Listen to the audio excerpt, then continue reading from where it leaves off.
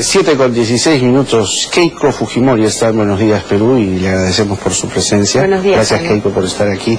Esta semana los reflectores apuntaron a Alejandro Toledo luego de las contradicciones y enredos en los que sigue cayendo. Al tratar de defenderse, en fin, de las acusaciones que lo comprometen en la compra de 2 propiedades a nombre de su suegra. Vamos a hablar sobre Toledo y también sobre otros temas de candente actualidad con la lideresa de Fuerza Popular. Keiko, vistas las cosas al día de hoy, ¿crees que estas 2 propiedades fueron compradas por la señora Fernenberg o en realidad fueron compradas por el doctor Toledo y Elian Carp?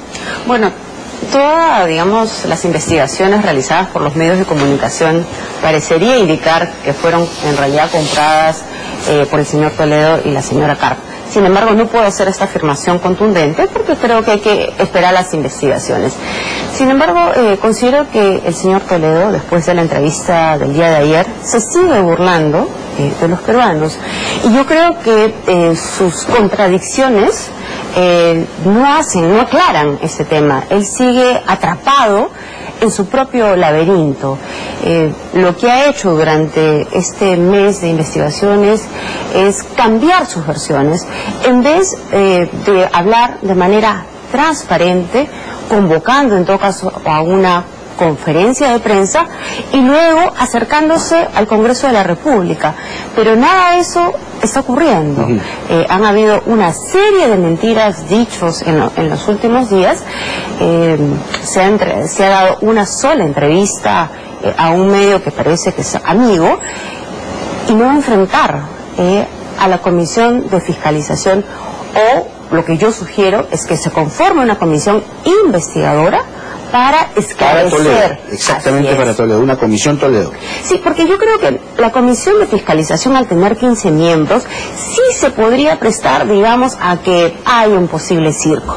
En el caso del expresidente García, se hizo una mega comisión, y yo creo que sobre la base de 5 o 7 miembros se puede llevar una investigación mucho más seria que necesita para esclarecerse este tema. Cuando mi padre dejó de ser presidente, yo he asistido a diferentes comisiones investigadoras, a la comisión del señor Weissman, de la señora Tausen, del señor ya es Mulder. suficiente con el Ministerio Público, que no es posible que si está yendo al Ministerio Público, vaya al Congreso. ¿Por qué va a hacer las 2 cosas? No, se puede investigar en las 2 instituciones, tal como se vienen investigando otros temas, ¿no?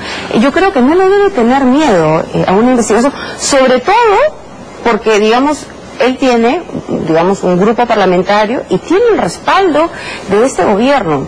Yo aprovecho también para pedirle al presidente Humala que no blinde las investigaciones del señor Toledo como ocurrieron la semana pasada. Yo creo que por el bien de nuestro país, estos temas se tienen que esclarecer. El señor Toledo tiene que permanecer en el país, tiene que dar la cara y, digamos, ser más consistente. Permanecer en el país significa que la justicia emita una orden de impedimento de salida del país para él en este momento, hasta que aclare la situación de la compra, como lo ha sugerido su congresista de su bancada, Julio Gabo. Bueno, eso es una posibilidad, pero la otra posibilidad es que el señor Toledo se quede, ¿no? Que no se vaya el día de mañana, que asista a la comisión de fiscalización el día lunes, que él mismo solicite. Pero dice que tiene el pasaje pues el sábado. Bueno, se cambia pues el pasaje, sobre todo. Tiene que irse, es el sábado. Yo creo que acá una pregunta importante es: ¿cómo se supone que el señor Weissman ha avalado esta compra supuestamente con $20 millones si es que él está en la quiebra? Eso es una pregunta, digamos, de cajón, que no ha contestado. ¿No suscribe entonces lo que dice su congresista de que la justicia debería dictar una orden de impedimento de salida del país para Toledo? Digamos, frente a la posibilidad que el señor Toledo se vaya, es preferible que haya una orden de impedimento de salida. En este momento. Pero en todo caso sugiero que el día de hoy el expresidente Toledo diga que se va a quedar y que no, digamos, se fuerce a tomar una medida de esta naturaleza, ¿no? Tal como están las cosas, ya que se ha referido al gobierno, ¿la bancada oficialista debe mantener a Perú Posible como su aliado en el Congreso? ¿O, en cuánto se compromete el humanismo al cobijar a los toledistas en un solo bloque parlamentario? Yo creo que, sobre todo después de toda la información que está saliendo, es bastante difícil que este gobierno, digamos, siga blindando al expresidente Toledo. Yo creo que son los propios miembros de ese gobierno, sobre todo cuando ellos hicieron una campaña con el eslogan "la honestidad hace la diferencia", bueno, pues que lo demuestren en los hechos, apoyando la creación de una comisión investigadora. ¿Manteniendo la alianza con el toledismo? Eso va a estar muy difícil, ¿no? No, yo creo que no. Y en todo caso, quienes ¿Que no, que se rompa la alianza? Por supuesto, y que sean ellos los primeros interesados en que esto se investigue. Y quienes deberían presidir esta comisión no debería ser ni el gobierno ni Perú Posible. Pero el oficialismo ahí se va a quedar pues sin los votos que le daba el toledismo. ¿Cómo van a hacer ahora?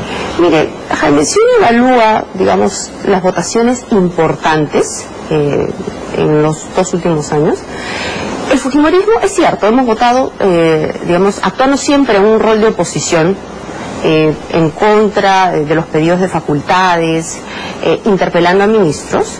Pero en las votaciones importantes, por ejemplo, del gravamen minero, hemos actuado con responsabilidad, como lo hacen también otros grupos políticos. Entonces, yo creo que acá lo importante es esclarecer estas denuncias de enriquecimiento ilícito, de lavado de activos, y el primer interesado debe ser el gobierno, porque el señor Toledo pues es su socio y su garante, ¿no?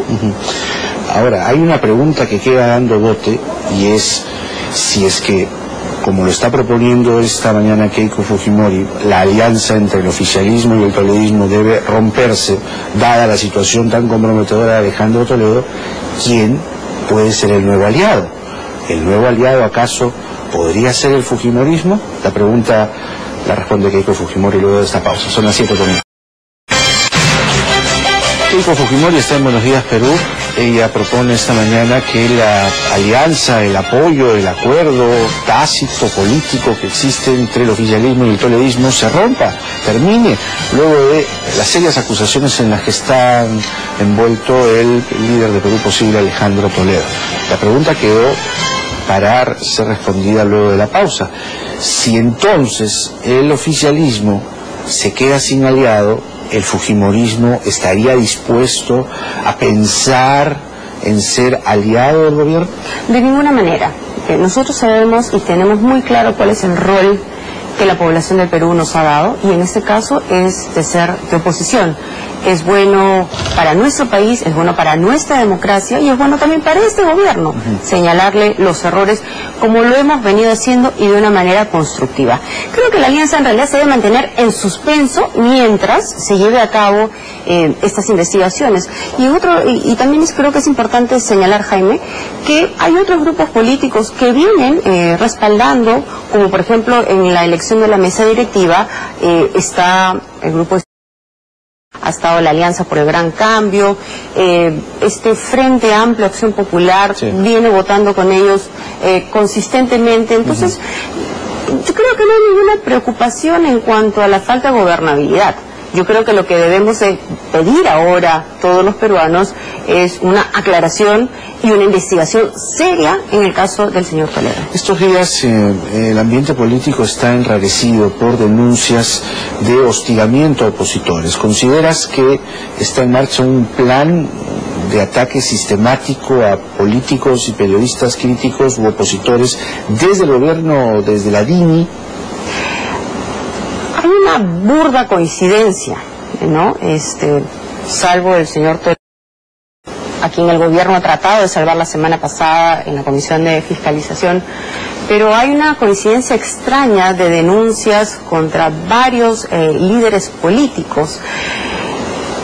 A esto le sumamos la denuncia seria que ha hecho el periodista Fernando Rospigliosi, ex ministro del Interior. También el aumento del presupuesto de la DINI en más de 700%. Entonces, a mí sí me genera una preocupación. Y yo lo que hubiese esperado por parte de los ministros es que ellos reciban esta denuncia y hagan una investigación seria al respecto. Y por otro lado, yo rechazo y condeno tajantemente las prácticas montesinistas. Y si ellos, ayer que han salido tan fuertes rechazando estas prácticas, lo que deberían hacer en todo caso es ir a hablarle al presidente de la República y pedir en primer lugar la renuncia del asesor Villafuerte y ahora pedir una investigación sobre las visitas o posibles visitas que ha hecho el asesor Roy Gates a la base naval. ¿Qué te dice eso? ¿Qué implicancias para el gobierno puede tener una visita de este tipo, según lo ha denunciado ayer Alan García? Que un asesor presidencial tan cercano al señor Humala vaya a visitar a Montesinos, a la base naval. Es una denuncia gravísima. El asesor más importante del señor presidente de la República estaría yendo a tener conversaciones con el señor Montesinos, sobre todo por la serie de especulaciones que han habido a lo largo de la historia, ¿no? Se decía que el levantamiento de Locumba fue hecho el día en que Montesinos se fugaba. Todo esto pues nos genera suspicacias y deben ser los primeros interesados este gobierno en que se investigue. ¿Coincides con Lourdes Flores y Alan García cuando dicen que la DINI está chuponeando a la clase política, incluso ministros? No tengo ninguna prueba, no tengo ninguna evidencia, pero este aumento de presupuesto, que no es pues para seguridad ciudadana, porque si no debería pues ir a la DININCRI, ir a la policía, nos hace pensar que efectivamente habría un chuponeo, un espionaje, y sobre todo después de la denuncia que ha hecho el ex ministro del Interior, el señor Rospiglio. ¿Qué sientes cuando se señala que actualmente en la DINI hay pequeños Montesinos haciendo lo que de alguna manera también se hizo durante el gobierno de tu padre? Primero, rechazar y condenar los delitos que cometió Montesinos. Montesinos es un gran enemigo de nuestro país y esperar que eso nunca más vuelva a suceder. Pero que exista nuevamente esta práctica comparada con lo que pasó en los 90, que tú lo denunciaste en su momento, tú rompiste con Montesinos y eso también te granjeó animadversiones con él. Desde la experiencia, de algún modo, que tienes al haber visto eso en los 90, que pase una vez más, creo que tu mensaje es mucho más valioso que el del resto, porque lo has vivido desde dentro. Entonces, que sea parte de una práctica sistemática desde el gobierno, ¿qué mensaje te merece? ¿Qué reflexión te merece? Los errores son errores, los cometa quien los cometa. Y creo que de esos errores se tiene que aprender. Y las prácticas del señor Montesinos nunca más deberían ocurrir, porque todo se sabe. No, quizás ahora no haya ninguna evidencia, pero más adelante se van a revelar muchas cosas. Si no se hace algo ahora, ¿podríamos encaminarnos a una situación similar a la que se vivió con Montesinos en el CIN? Yo creo que una medida de prevención es que este fomente la investigación en la Comisión de Inteligencia en el Congreso de la República.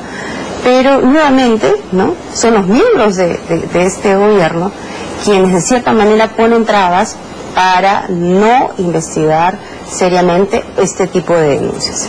Pero ¿qué te dice que Lourdes Flores, Alan García, el señor Rospiglio, Mauricio Müller, son 4, los dos primeros han sido candidatos presidenciales, salgan a decir algo de este calibre tan delicado?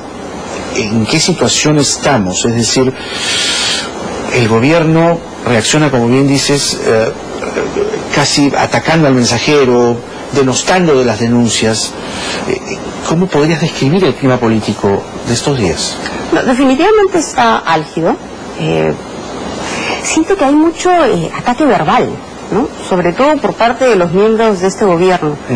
Creo que deben bajarle un poco el tono, tienen que tratar a los diferentes miembros de la oposición con respeto, y cuando hay una denuncia de esta naturaleza, ellos deben ser los primeros interesados en investigar, en vez de estar insultando al señor Rospigliosi o insultando a todo el mundo, Y insultando, denunciando, hay quienes dicen que hay una campaña de demolición contra cualquier presidenciable. Probablemente seas la próxima en que resulte por ahí empapelada, porque ahora es requisito, si eres presidenciable tienes que pasar por Peláez. En el caso del fujimorismo, nosotros ya hemos sido perseguidos, hemos estado en el paredón y no nos preocupa, digamos, que nos investiguen o que se nos cuestionen. Pero es cierto que el fujimorismo también ha sido, digamos, atacado, sobre todo en los últimos meses, ¿no? Nos llama la atención, digamos, que el caso, por ejemplo, de la familia Chacón, no se tome decisiones, que se haya reabierto, por ejemplo, el tema de salud reproductiva contra el congresista Alejandro Aguinaga. Bueno, está la denuncia contra tu hermano, ¿no? Así es. Entonces, todo esto pues lo que hace es generar suspicacias. ¿Y qué vemos de parte de este gobierno? Indecisiones, no hablan claro, y cuando quieren tomar decisiones quieren tomarlas equivocadas. Pero te hace como pensar, entonces, por ejemplo, querer adquirir Repsol, ¿no? Pero te hace pensar entonces que hay una intención de demoler a cualquier presidenciable para dejarle el paso libre a Nadine. Hay una burda coincidencia, y sí me preocupa este ambiente enrarecido, cuestionando a muchos líderes políticos. ¿Te preocupa la situación o te preocupa competir con Nadine? No, digamos, yo tengo la experiencia de haber estado en una campaña presidencial, me siento orgullosa de ser la primera mujer que ha entrado en una segunda vuelta. Eso, digamos, hace que el fujimorismo esté consolidándose. Estamos trabajando en la modernización y consolidación de Fuerza Popular. Las candidaturas se verán más adelante, pero el fujimorismo, digamos, está en un lugar expectante, está en primer lugar en las encuestas. ¿Con Nadine? ¿Crees que Nadine es alguien legalmente válido para entrar a la arena política de cara al 2016? Ella está en campaña constante, ¿no? Desde hace varios meses atrás. Y yo creo que eso le hace daño a este gobierno. Este exceso de protagonismo de la primera dama, de la señora Humala, lo que hace es dejar a un lugar disminuido al presidente de la República. Yo creo que ella le tiene que dar su espacio al presidente para que él recupere su liderazgo, su autoridad. A mí no me preocupa. En 2016 competir con una señora que tiene todo el poder de su lado, toda la maquinaria del Estado de su lado. La ley claramente indica que hay una prohibición en el caso de la señora Nadine Heredia. Yo en lo personal no le tengo temor a nadie. Vamos a hablar de economía, Keiko, porque hay datos preocupantes en torno a un enfriamiento del sistema. Lo ha dicho el señor Velarde, lo dicen los empresarios. El presidente, por su parte, después del impasse Repsol y la ley chatarra, está dando, creo yo, señales meridianamente positivas, como preferir ir a la reunión de Cali, de la Alianza del Pacífico, en vez de ir donde el extravagante y chavista Rafael Correa, ¿no? Pareciera ser un primer gesto. Pero, dada la situación de enfriamiento económico, ¿crees que es el señor Humala el responsable de este estancamiento económico? Él es el presidente de la República, por supuesto, y él tiene, digamos, toda la responsabilidad de que se genere un ambiente de confianza en nuestro país para que la economía crezca. ¿Él nos ha llevado a esta situación de enfriamiento? Sí, por supuesto. Ese intento de querer comprar Repsol, lo que ha hecho es generar muchísimas preocupaciones en los empresarios y en la población, lo que demuestra pues que tiene todavía su ADN chavista, tiene intenciones estatistas, como lo había planteado en su primer plan de gobierno. Y esa respuesta que han dado, los números dicen que no son rentables, no ha generado pues satisfacción ni ha generado la confianza que se necesita como para que nuestro país siga recibiendo las inversiones necesarias. El motor de la economía, y eso es importante que él lo sepa, el 80% de la economía se debe a las inversiones privadas, a los emprendedores. Por eso es tan importante generar confianza en el sector político y generar confianza en el sector privado. Ninguna de las dos cosas las está haciendo. ¿Crees que esta intentona por virar hacia el modelo de Estado empresario, con lo de Repsol, luego lo de la ley chatarra, que no se discutió mucho con los empresarios, sino más bien pareció ser la respuesta a esta revancha por lo que no le dejaron hacer con Repsol? ¿Crees que estos gestos han minado la confianza entre el empresariado y el presidente? Yo creo, Jaime, así como en el primer gobierno del señor Alan García, intentar estatizar la banca fue una gran metida de pata, creo también este intento de comprar Repsol ha sido una metida de pata de este gobierno que ha generado una gran desconfianza. ¿Comparada con aquel evento de Alan García I? Bueno, no tiene el mismo rango, pero ha generado pues ese quiebre. Así es, esta gran desconfianza. Y le va a tomar mucho tiempo en recuperar, digamos, esa confianza. Y encima le agregamos la aprobación de la ley de promoción de alimentación saludable, más conocida como la ley chatarra, la ley de comida chatarra, ¿no? Eso tampoco ha generado, pues, digamos, mayor confianza. Al contrario, eso ha generado mayor preocupación en, digamos, en los industriales. Y a mí, como madre de familia, digamos, me preocupa que el Estado paternalista ahora me indique qué es lo que mis hijas deben comer, qué es propaganda debo ver yo en la televisión. O sea, por favor, los padres de familia somos suficientemente responsables como para darle alimentación saludable a nuestros hijos. El rol del Estado debe ser un rol promotor y un rol de educador a los padres de familia, más no de restricción. ¿Crees que la forma como se aprobó la ley chatarra, de buenas a primeras, fue la respuesta de Ollanta Humala ante los empresarios para decirles yo mando acá, para un poco decirles, oiga, me dolió lo de Repsol? Bueno, da esa sensación efectivamente, Jaime, ¿no? Que como no se aprobó lo de Repsol, ahora pues les esta ley. Mira, en el tema de fondo yo creo que es importante generar una educación, generar este debate, ¿no? De que debemos de comer saludable, por supuesto. Nadie está en contra de eso. Pero ¿cuál debe ser el rol del Estado? Debe ser educar, no prohibir. Y si el Estado quiere actuar, lo que debe hacer, Jaime, es ir y verificar que en los kioscos aledaños a los colegios no hayan drogas. Que verifique y que tenga un planteamiento para luchar contra el pandillaje y que se encargue en todo caso de ver los textos escolares. Esa sí es su responsabilidad. Pero centrándonos en el tema económico, el señor ministro de Economía, Luis Miguel Castilla, ha dicho que se van a anunciar paquetes de medidas para incentivar la inversión. Eso suena bien. Suena bien. Dice que lo va a anunciar el propio presidente Humala, lo cual daría la impresión que es una suerte de lavada de cara frente a los empresarios y regenerar el contacto que debe tener con ellos. Mi pregunta es la siguiente: ¿crees que el señor Humala va a poder destrabar esta relación que se ha distanciado, o está distanciada con el empresariado, con el gabinete que tiene actualmente, con el primer ministro que tiene actualmente? Es lamentable que el ministro de Economía haya salido a hacer este anuncio después que el presidente del Banco Central de Reserva ha hecho un pronunciamiento fuerte haciendo una llamada de atención frente al enfriamiento de la economía. Sin embargo, espero, ¿no?, que las medidas que anuncia el presidente de la República generen confianza.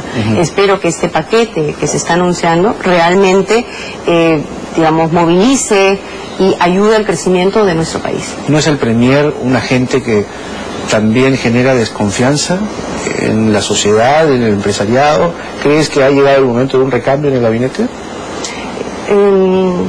Sí, lamentablemente creo que el premier se ha ido desgastando, ¿no?, en los últimos meses, y efectivamente un cambio de gabinete lo que va a hacer es, digamos, refrescarlo, darle una nueva oportunidad, pero esperemos pues que los cambios se hagan de manera reflexiva, ¿no? No como este último cambio que hemos visto, que de manera improvisada se eligió a la señora Eda Rivas para que ocupe el cargo de canciller de la República. Estamos viviendo un momento histórico, importante, fundamental, crucial en nuestro país debido al diferendo marítimo. ¿Pero crees que se ha desgastado ya? Yo hubiese esperado que se convoque un canciller que tenga mucha experiencia en asuntos internacionales y que, claro, que convoque a la unidad nacional.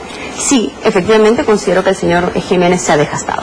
Ahora, ya que hablaba de la señora Eda Rivas, que ahora es canciller, confía en que el señor Figalo, que es el nuevo ministro de Justicia, haga un trabajo distinto al que hizo la señora Rivas en lo referido al pedido de indulto para su padre.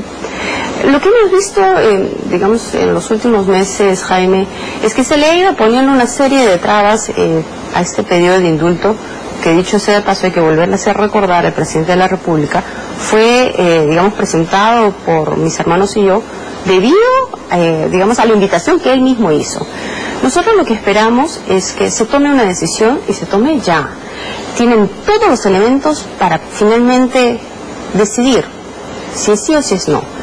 Pero debido, digamos, a la contundencia del informe médico, yo espero que la respuesta sea positiva.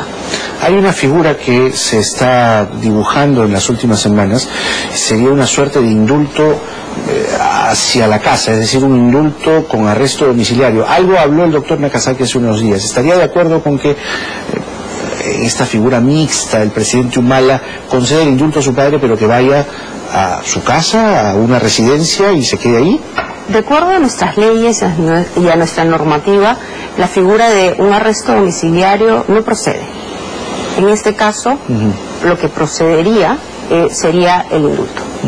Bien, Keiko, muchas gracias. A usted, ha sido un gusto esta conversación, muy interesante, porque hay demasiadas cosas en realidad, que incluso hay otras cosas que se nos han quedado. Será para la próxima oportunidad. Será para la próxima, y te deseo un feliz cumpleaños mañana. Mañana es tu cumpleaños. Muchas gracias. Sí, los congresistas me están preparando una sorpresa. Tengo 38 años. Que te vaya muy bien. Gracias. Felicidades. 7:48, Claudia María.